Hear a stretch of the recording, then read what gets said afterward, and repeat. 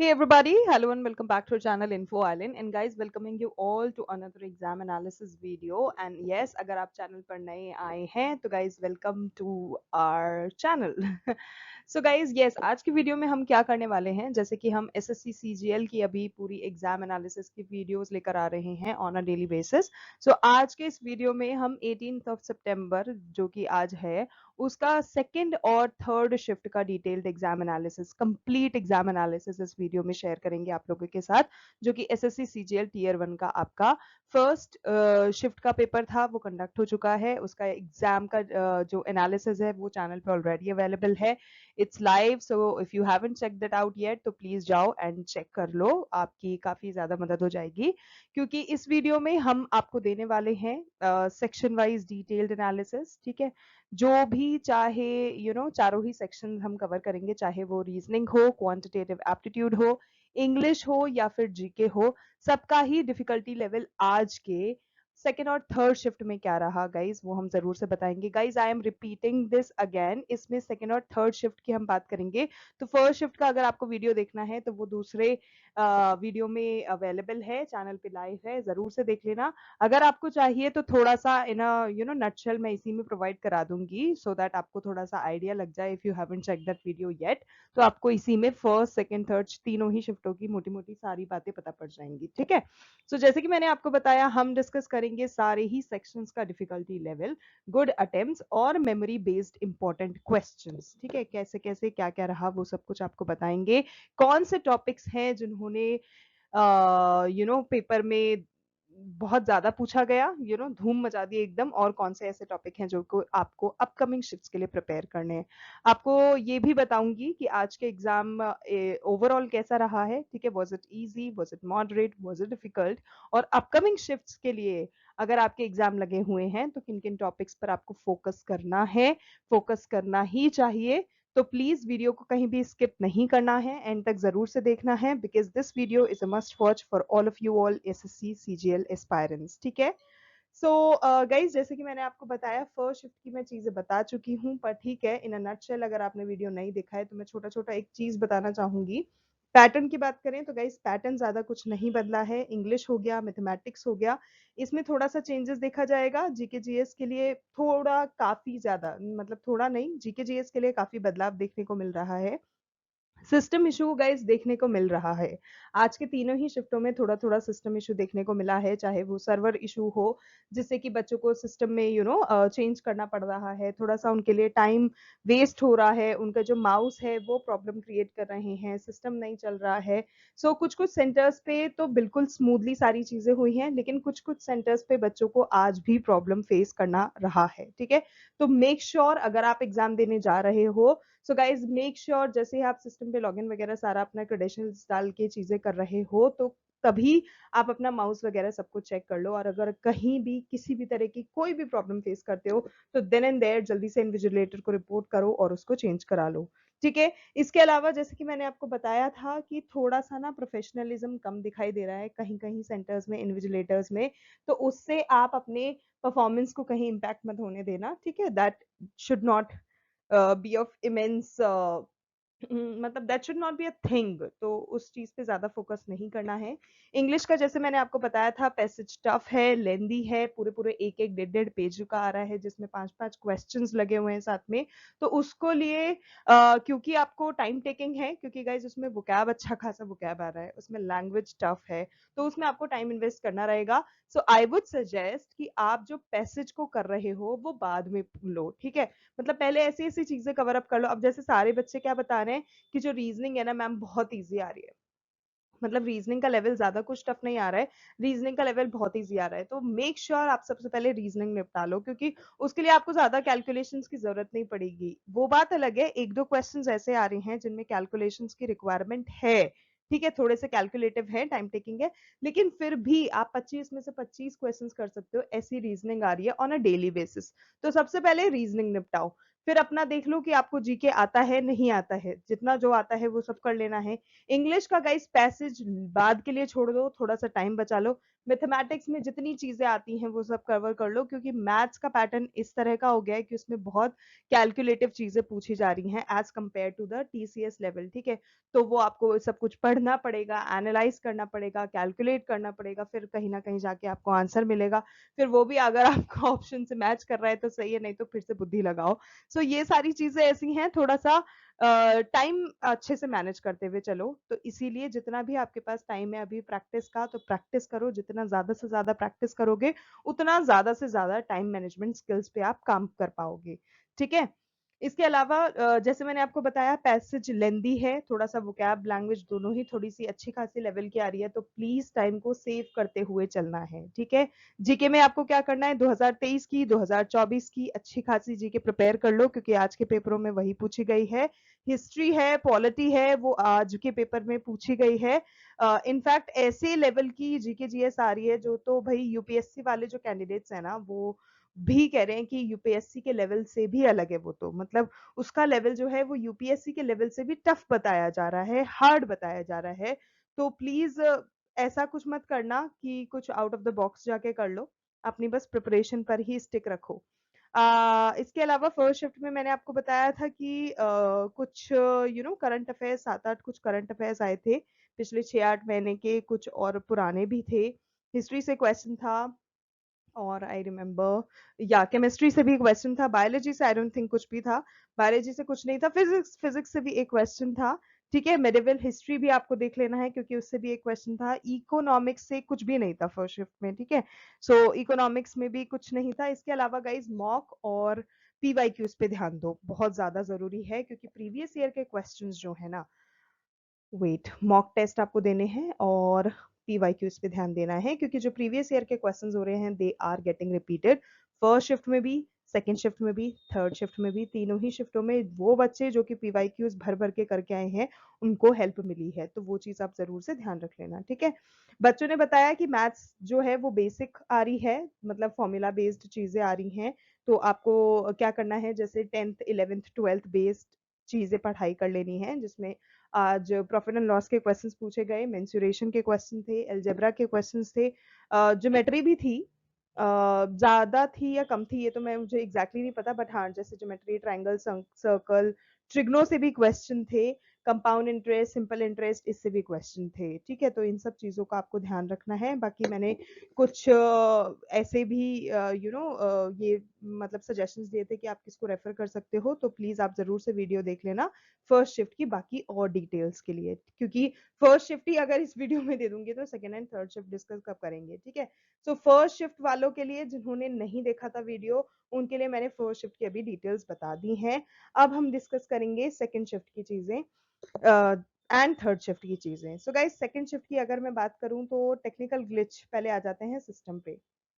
Technical glitch जो है वो इस वाली शिफ्ट के लिए बच्चों ने बताया कि इतना कुछ था नहीं, मतलब बिल्कुल प्रॉपर सारी चीजें ठीक हो ऐसा भी नहीं था। एक दो सेंटर्स थे जहाँ पे गड़बड़ी की खबरें मिल रही थी, लगातार मिल रही थी, जैसे कि सिस्टम एकदम से बंद हो जा रहा है, क्रेडेंशियल्स डालते ही जैसे ही लॉग इन कर रहे हैं वो एकदम मतलब पूरा स्क्रीन उड़ जाता है, फिर रीस्टार्ट करके चलाना पड़ता है। तो 5-10 मिनट अच्छे खासे उस चीज में निकल रहे हैं। माउस की प्रॉब्लम कहीं कहीं देखने को मिली है। क्वेश्चन जो है मतलब माउस कुछ ऐसे काम कर रहे हैं कि क्वेश्चन जंप कर रहे हैं, ठीक है। मतलब पहले क्वेश्चन की जगह चौथा क्वेश्चन खुल गया, चौथे की जगह आठवां खुल गया, सो समथिंग लाइक दैट। बहुत ज्यादा इस तरह की चीजें सामने आ रही हैं फॉरवर्ड बटन को करने से। सो इस शिफ्ट में यही था। इसके अलावा मतलब मुझे नहीं लगता कि किसी बच्चे ने मुझे कुछ बताया हो कि किसी और को कोई किसी और तरह की टेक्निकल ग्लिच फेस करनी पड़ी है, ठीक है। So coming back to the paper, अब पेपर की बात करें तो गाइज इस शिफ्ट में क्या रहा है, एडवांस आपका इतना कुछ नहीं आया है, मतलब 15-20% ऐसा कुछ बच्चों ने बताया कि कुल 15-20% एडवांस उनको ऐसा लगा होगा कि हाँ भाई बहुत ही आउट ऑफ द बॉक्स चीजें आई हैं। बाकी जो नॉर्मल थी जैसे कि अरिथमेटिक जो था वो ज्यादा देखने को मिला है इस वाली शिफ्ट में। मेंसुरेशन जो था वो भी देखने को मिला है इस शिफ्ट में, पहली शिफ्ट में भी था, दूसरी शिफ्ट में भी है, तीसरी में भी होगा I am sure. So mensuration लेकिन जो इस वाली शिफ्ट में था वो थोड़ा सा टफ लेवल का था, और जो पेपर था आपका वो लेंदी होने के कारण पेपर का लेवल अच्छा खासा बन रहा है।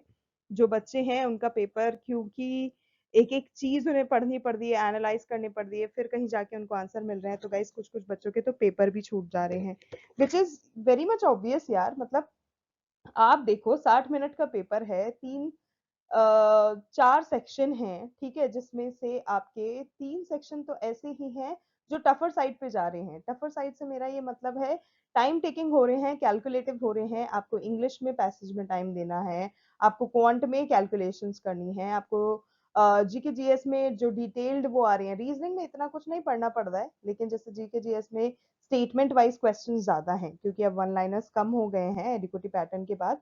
सो स्टेटमेंट वाइज क्वेश्चंस को भी तो टाइम देना है ना, तो यार बच्चे 60 मिनट में 4 सेक्शंस कहाँ से पूरा कर पाएंगे? मतलब बहुत ही ज्यादा डिफिकल्ट हो रहा है उनके लिए। तो इसीलिए आपको क्या करना है, अपना टाइम मैनेज करते हुए चलना है, क्योंकि तभी आप कुछ अच्छे से कर पाओगे, वरना आपका एग्जाम छूट जाएगा। मैथ्स का level again I am telling you 10 से लेके 12वीं, ठीक है? सो 10th 11th 12th के बेसिक बेसिक चीजें हैं जो पूछे जा रही हैं, तो आप 10th to 12th 10th 11th और 12th का जो पीवाईक्यूज है वो सब कुछ देख लो, उससे रिलेटेड चीजें देख लो, जो क्वेश्चन है पिछले 4-5 साल के वो सब कुछ देख डालो, वो आपको काफी ज्यादा मदद करेंगे, ठीक है? सो उसके accordingly prepare well, and exam क्योंकि टाइम टेकिंग है, so manage well accordingly I would say, ठीक है? इसके बाद बात करें मैथ्स, अगेन कैलकुलेटिव भी रहा है, ठीक है? मैथ्स का इतना ही कुछ था आई बिलीव। इसके अलावा जीके, हाँ जीके की बात करें तो गाइस जीके ने इस शिफ्ट में भी बच्चों को बहुत ज्यादा सरप्राइज दिया है। मतलब सरप्राइज से ज्यादा शॉक में जाते जा रहे हैं बच्चे, क्योंकि ऑन अ डेली बेसिस सुनने को भी यही मिल रहा है, और हर शिफ्ट में ही उन्हें यही सारी चीजें को देखने को मिल रही है कि आखिर पेपर आ कहाँ से रहा है। That is what they are thinking, कि मतलब सीधा सीधा अगर ये पूछ रहे हैं ना कि आर्टिकल 14 ये है या आर्टिकल 12 ये है, तो वो सीधा सीधा नहीं पूछ रहे, वो फिर आपको कोई सिचुएशन देंगे, फिर पूछेंगे कि आर्टिकल 14 से रिलेटेड है, आर्टिकल 12 से रिलेटेड है या क्या है। सो वो सारा चीजें थोड़ा सा ना बच्चों के लिए टाइम टेकिंग हो रहा है, और थोड़ा सा डिसअपॉइंट हो रहे हैं कहीं ना कहीं, बिकॉज जो वो पढ़ के जा रहे हैं वो कहीं भी उन्हें देखने को नहीं मिल रहा है। तो दैट इज हैपनिंग, ठीक है? अब बात करें डिफिकल्टी लेवल की, तो मैथ्स का इतना कुछ खास डिफिकल्ट बताया नहीं सेकंड शिफ्ट में, थर्ड शिफ्ट में, लेकिन उन्होंने फिर भी कहा है क्योंकि टाइम टेकिंग है तो कहीं ना कहीं डिफिकल्ट उस हिसाब से बन रहा है।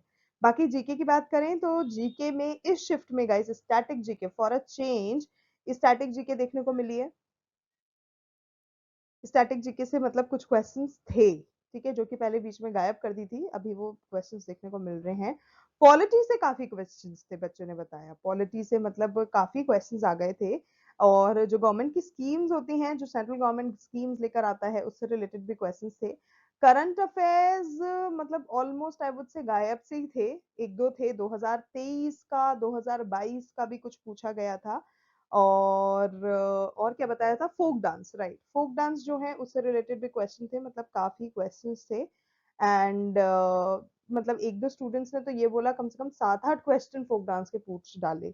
अब वो कितना परसेंट एक्यूरेट है I am not sure about it, लेकिन हाँ अगर बोल रहे हैं तो it's better for you to prepare folk dances, ठीक है? इसके अलावा इंडियन फेस्टिवल, इंडियन कल्चर, ये सब तो आपको देख ही लेना है क्योंकि बहुत जरूरी है। बाकी I insist you again PYQs पे ध्यान दो, ठीक है? क्योंकि guys PYQs are getting repeated, तो वो कहीं ना कहीं आपको ना देखना मदद करेंगे, तो वो चीज का ध्यान दो।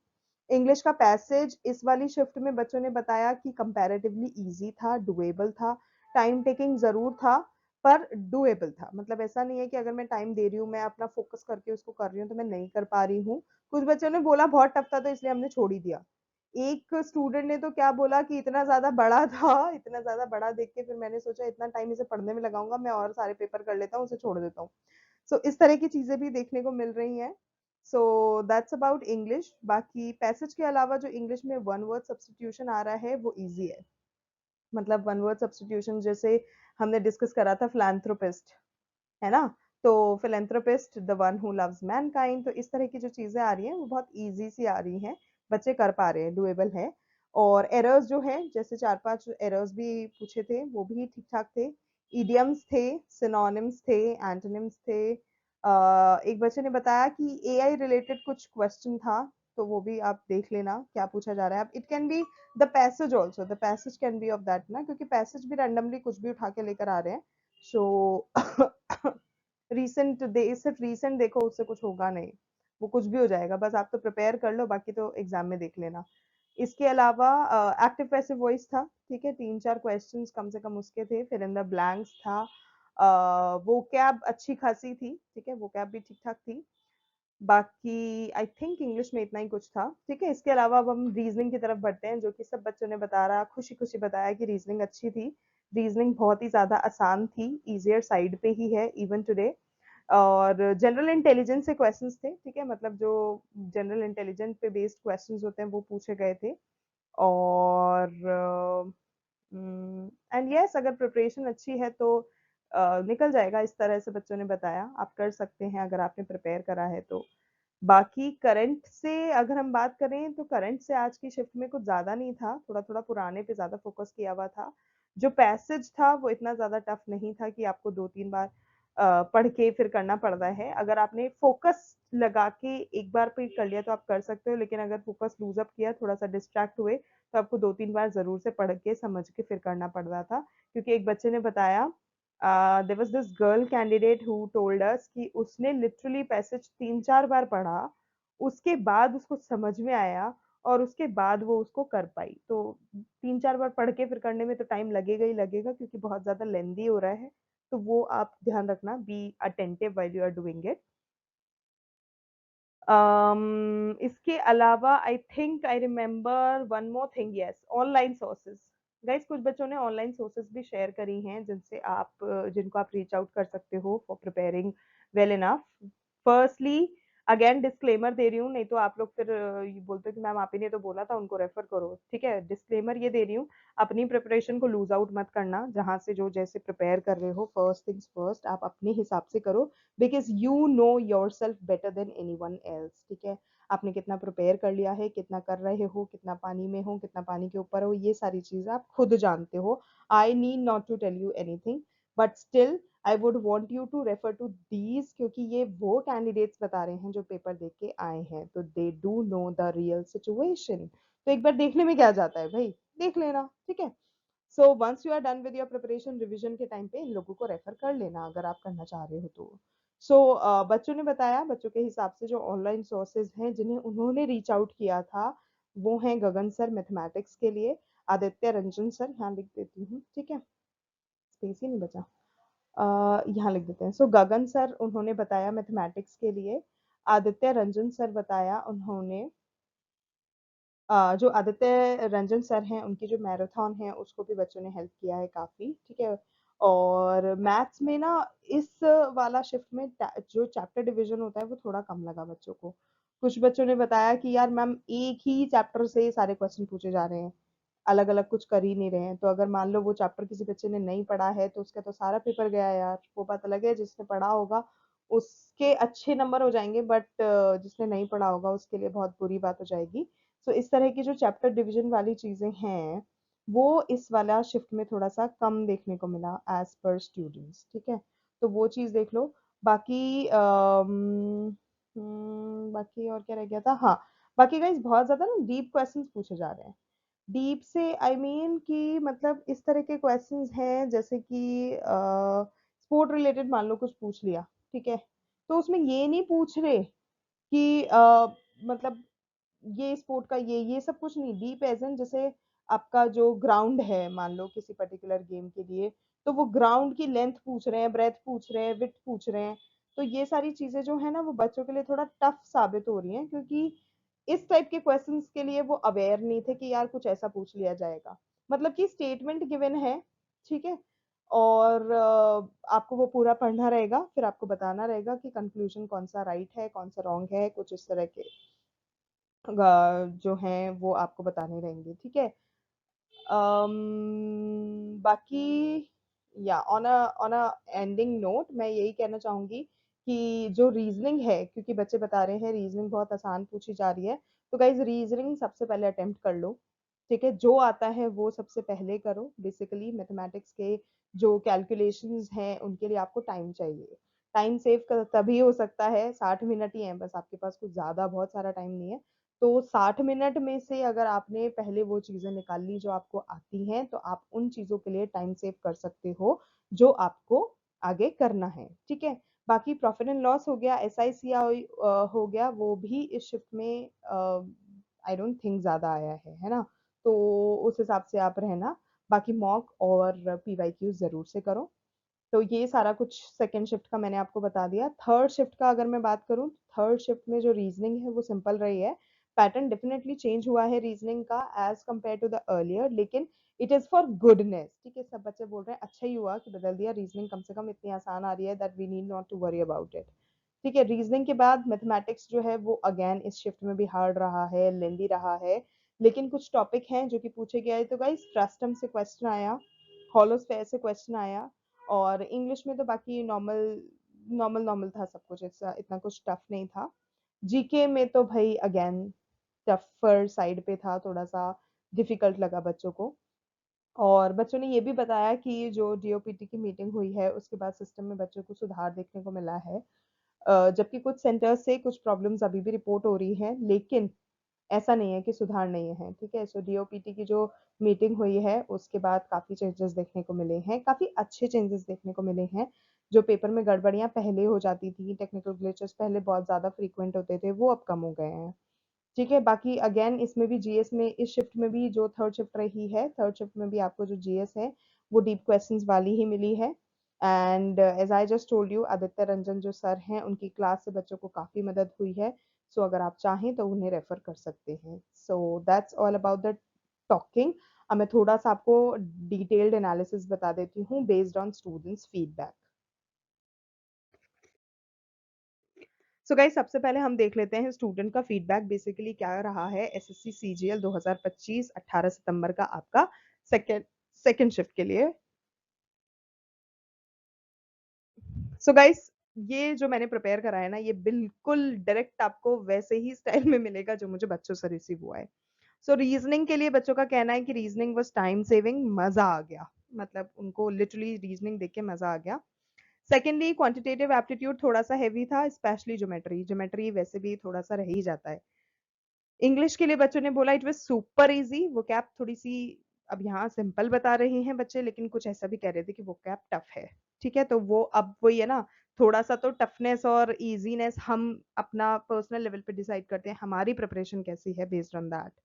जीके है, जीके ने हमेशा की तरह ही सरप्राइज किया है दोनों ही शिफ्टों में बच्चों को। नेक्स्ट गाइज अगर ओवरऑल एनालिसिस करूं मैं, सो ओवरऑल बेसिकली क्या हो रहा है, डिफिकल्टी लेवल जो है वो मॉडरेट जा रहा है। गुड अटेम्प्ट्स जो हैं वो 73 80 आप ले सकते हो एक्यूरेसी के साथ, if you have accuracy.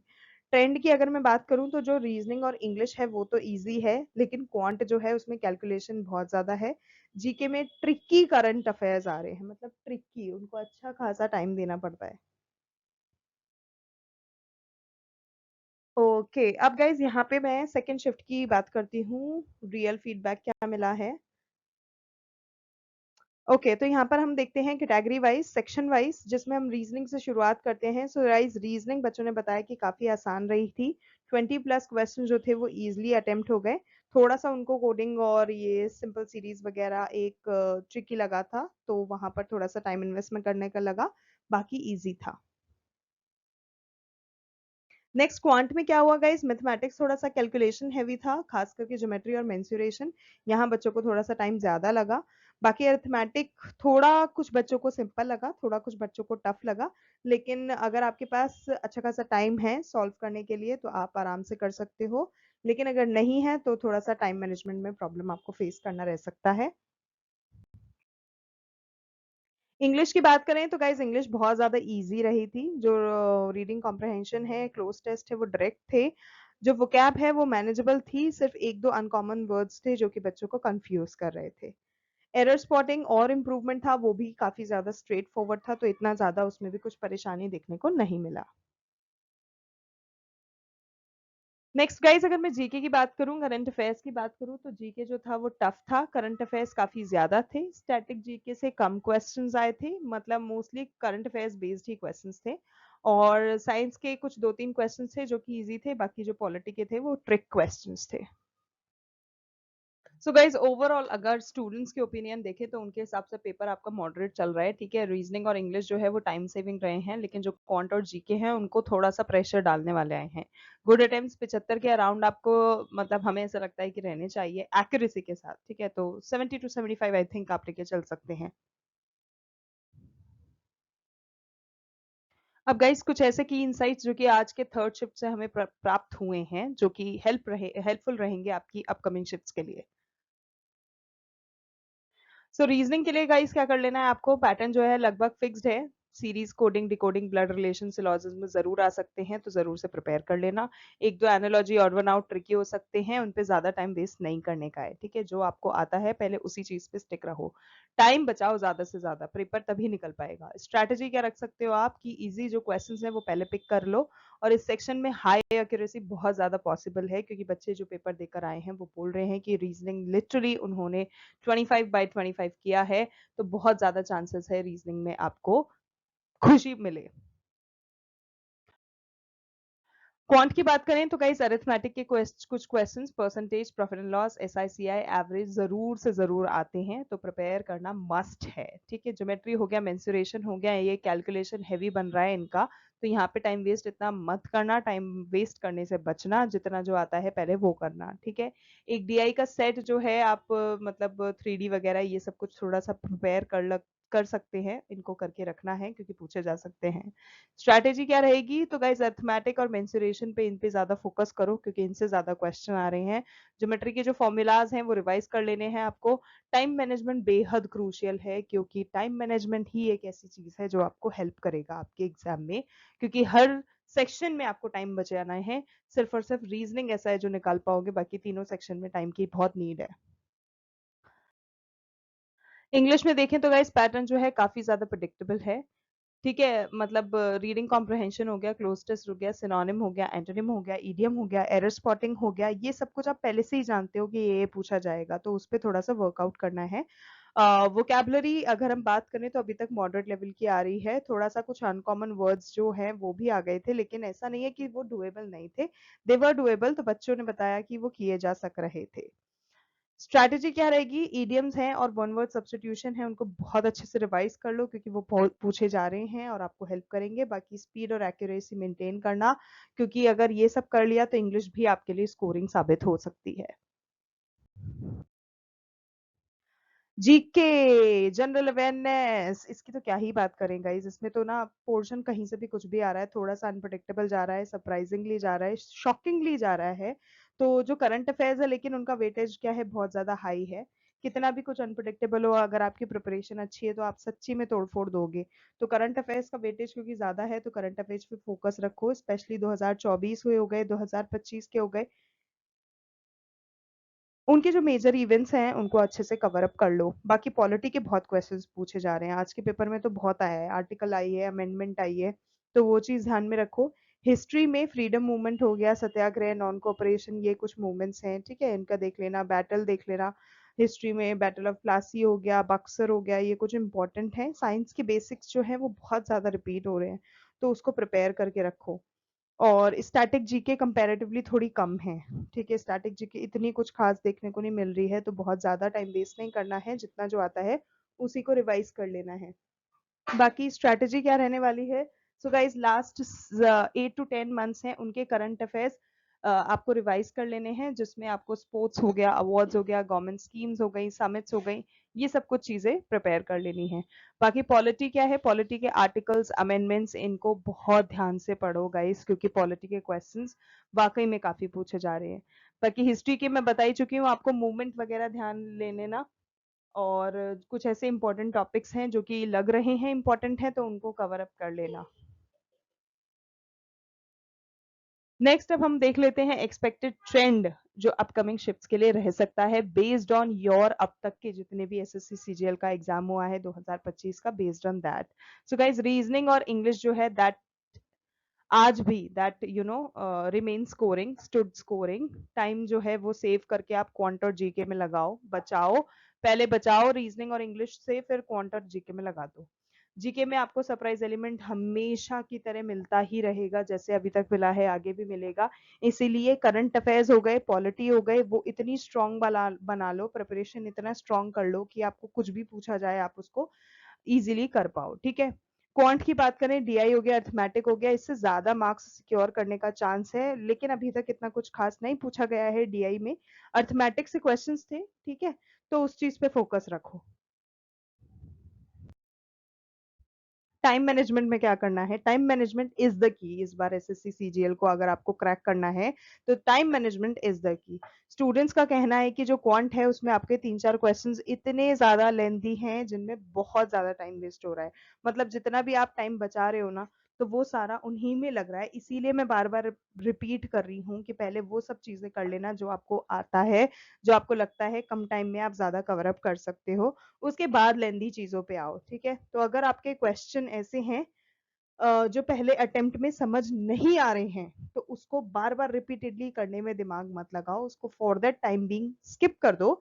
Easy once पहले सॉल्व कर लो, उसके बाद उनको देख लेना, ठीक है। तो सेकंड उनको टेकअप करो जो आपको पहली बार रीड करने से समझ नहीं आ रहे हैं, आपको लग रहा है कि यार ये क्या है, मुझे वापस पढ़ना पड़ेगा। सो उसके लिए थोड़ा सा टाइम बाद के लिए रखो।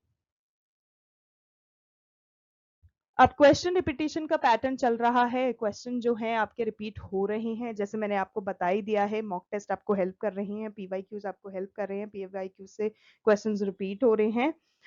जैसे कि कल के पेपर में भी देखा गया था, पीवाईक्यू से बहुत क्वेश्चन थे, आज के पेपर में भी क्वेश्चन थे। तो गाइस रीजनिंग और इंग्लिश में जो पैटर्न है वो सेम ही चल रहा है अक्रॉस एवरी शिफ्ट, ठीक ठीक है। तो coding, decoding, cloze test, synonym, antonym, ये जो है इसका मतलब यही है कि अगर आप पिछले दिन के मेमोरी बेस्ड क्वेश्चंस देख लेते हो, तो कहीं ना कहीं ये चांसेस हैं कि वही सिमिलर चीजें आपको नेक्स्ट शिफ्ट में, आपकी शिफ्ट में रिपीट होती दिख सकती है। There are chances for it, ठीक है, प्रोबेबिलिटी है उसकी भी। तो क्वेश्चन रिपीटेशन पैटर्न क्योंकि चल रहा है, तो उसकी बहुत ज्यादा अपॉर्चुनिटी ग्रैब करो। अब बात करें जीके के नेचर के बारे में, तो गाइस जीके का अभी क्या चल रहा है ना, तो फैक्चुअल और जो वन लाइनर क्वेश्चन है वो तो कम हो गए हैं, और जो एक्सप्लेनेशन बेस्ड हैं, जो एनालिटिकल टाइप हैं, वो ज्यादा हो गए हैं। जैसे कि आर्टिकल 370 है, किस ईयर में एब्रोगेट हुआ। 370 का डायरेक्ट नहीं पूछेंगे, आर्टिकल 370 क्या है, कब हुआ, क्या हुआ, किसने किया, ये वो, मतलब डीप थोड़े से क्वेश्चंस आएंगे, थोड़े एक्सप्लेनेशन नीडेड क्वेश्चंस आएंगे। ओलंपिक में इंडिया ने कितने मेडल जीते, सीधे सीधे ये नहीं पूछ लेंगे आपको कितना क्या जीता, ठीक है, उसमें इतने में इतना, ये वो, मतलब थोड़ा सा डेप्थ में जाके फिर चीजें पूछ रहे हैं। तो आपको डायरेक्ट हो गया और इनडायरेक्ट हो गया, दोनों ही फैक्ट्स रिवाइज करके चलना है, तभी आपको वो ज्यादा हेल्प करेगा, ठीक है। क्योंकि वन लाइनर्स ऑलमोस्ट खत्म हो चुके हैं, तो उसके भरोसे मत बैठना। स्टेटमेंट वाइज क्वेश्चन है इस बार, पढ़ना है फिर करना है, तो इसीलिए उस हिसाब से प्रिपेयर करो। इंग्लिश वोकैबलरी का कैसा ट्रेंड चल रहा है, तो गाइज स्टूडेंट्स ने बोला कि जो वोकैब है उसमें कुछ अनकॉमन वर्ड्स आ रहे हैं, तो आपको अनकॉमन वर्ड्स जिससे कि परेशान ना करें, उसके लिए आपको क्या कर लेना है, प्रीवियस ईयर के जो पेपर हैं उनके वोकैब निकालो, कम से कम 500 इंपॉर्टेंट वर्ड्स ऐसे रिवाइज कर लो जो कि प्रीवियस ईयर में आ चुके हैं, तो कहीं ना कहीं वो आपके पेपर में रिपीट हो जाएंगे और आपको हेल्प मिल जाएगा। कट ऑफ रिलेटेड क्या फीडबैक अभी मैं देना चाहूंगी। सो गाइस स्टूडेंट्स हर बार ये अग्री कर रही हैं कि जो पेपर है वो मॉडरेट है, ठीक है। ना पेपर अब इजी की तरफ रहा है, ना पेपर अब डिफिकल्ट की तरफ रहा है, ठीक है, ना बहुत ज्यादा डिफिकल्ट है, ना बहुत ज्यादा इजी है। पेपर अभी आपका चल रहा है moderate on a daily basis, लेकिन जीके जो है वो टफ होने की वजह से ओवरऑल अटेम्प्ट्स जो हो रहे हैं ना वो कम हो रहे हैं, बहुत बच्चों का पेपर छूट रहा है, बहुत बच्चे अटेम्प्ट्स नहीं कर पा रहे हैं, बहुत से का पढ़ते पढ़ते ही टाइम निकल जा रहा है। तो कहीं ना कहीं जीके का जो लेंदी होने का रीजन है वो बच्चों को हेल्प नहीं कर रहा है, उसके कारण वो ओवरऑल अटेम्प्ट कम कर रहे हैं। इससे क्या लगता है कि कट ऑफ जो है वो काफी बैलेंस्ड रहेगी, ठीक है, मतलब ज्यादा हाई जंप नहीं एक्सपेक्ट हम कर रहे हैं, क्योंकि अगर कोई सेक्शन आसान है तो कोई सेक्शन टफ की तरफ भी तो जा रहा है ना। तो वो चीज देखो, तो आई थिंक ऐसा रहने वाला है कि बैलेंस रहेगी। बाकी आपको क्या लगता है आप जरूर से कमेंट करके बताना, what's your thought on that. And बाकी तो देखो अब जब आता है तभी पता चलेगा कि एक्चुअल में क्या, मतलब कहानी चल रही है, क्योंकि अभी तो हम सिर्फ और सिर्फ फीडबैक पे चल रहे हैं ना, अभी हमने तो क्लियर पिक्चर नहीं देखी है, we have not seen the paper, we have not seen anything, अभी we are just going by the feedback जो कि हमें बच्चों से मिल रहे हैं, तो उसके बेसिस पर तो यही लग रहा है कि बैलेंस्ड रहना चाहिए। बाकी मेरा टेक अवे और आप लोगों के लिए takeaway for upcoming shifts, आपको क्या करना है, इजी टफ अप्रोच अडॉप्ट कर लो, ठीक है, इजी से सीधा टफ अप्रोच आप अडॉप्ट कर लो, रीजनिंग इंग्लिश से स्टार्ट करो, फिर क्वांट लास्ट में जीके लो, इस तरह से मैं सजेस्ट करूंगी, जितना मुझे अभी तक एनालाइज करके पता चल पाया है बच्चों के हर दिन के हर शिफ्ट के पेपर के हिसाब से, तो प्लीज ऐसा कर लो, रीजनिंग से शुरू कर लिया है ना, फिर अपना इंग्लिश देख लिया, जितना जो जो आ रहा है वो कवर कर लो, फिर क्वांट देख लो और फिर जीके देख लो, क्योंकि जीके टाइम खा रही है यार, वाकई में बहुत ज्यादा टाइम खा रही है।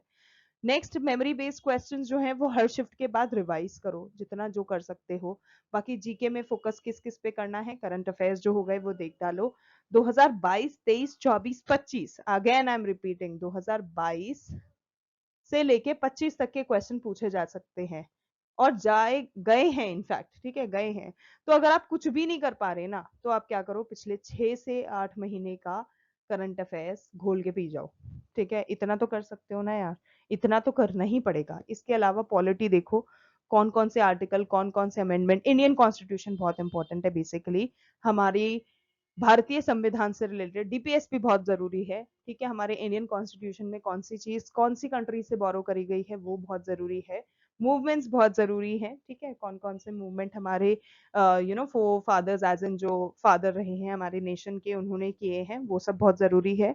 इंग्लिश के लिए आई वुड से इडियम्स अच्छे से पढ़ लो, वन वर्ड सब्सटीट्यूशन अच्छे से पढ़ लो, वोकैबुलरी क्योंकि पैसेज की टफ जाती है तो अटक जाओगे यार, तो वोकैब पे भी ध्यान दो, ठीक है। क्वांट के लिए क्या कर लेना है, अरिथमेटिक पे ध्यान दो, ज्योमेट्री पे ध्यान दो, मेंसुरेशन पे ध्यान दो, डीआई पे इतना ज्यादा कुछ प्रैक्टिस करने का नीड नहीं है क्योंकि ज्यादा नहीं आ रहा, पर फिर भी यार प्रिपेयर करके तो चलना ही है ना, ठीक है, so these all are the things.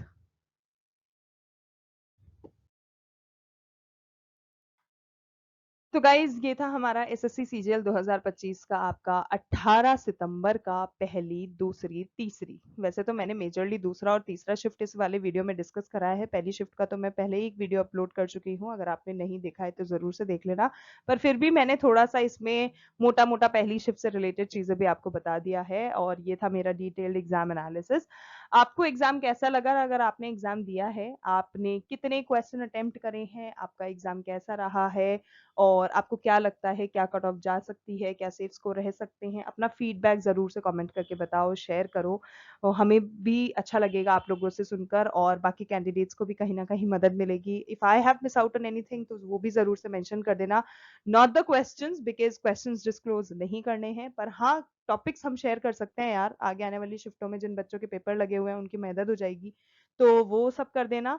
अगर वीडियो हेल्पफुल लगा हो, इंफॉर्मेटिव लगा हो, तो जरूर से लाइक करो, शेयर करो, और लेटेस्ट एसएससी सीजीएल एग्जाम की अपडेट्स के लिए अभी right away right now channel को सब्सक्राइब करो, क्योंकि आप लोग सब्सक्राइब नहीं करते यार, सब्सक्राइब करो, नोटिफिकेशन बेल आइकन को हिट करो, बिकॉज दैट्स दी ओनली, कहते हैं ना कि डीजल पेट्रोल, हमारे मोटिवेशन का सब कुछ वही है, आपकी तरफ से एक आया गया सब्सक्रिप्शन, ठीक है, तो जरूर से हमें मोटिवेट करो, इस तरह की और इन्फॉर्मेटिव वीडियोस लेकर आएंगे हम आपके लिए। बाकी कहीं भी कुछ भी लगता है कि कोई क्वेरी है, कोई क्वेश्चन है, कोई सजेशन है, कोई रिकमेंडेशन है, सो जरूर से comment box is all yours, comment करके हमें जरूर से बताओ।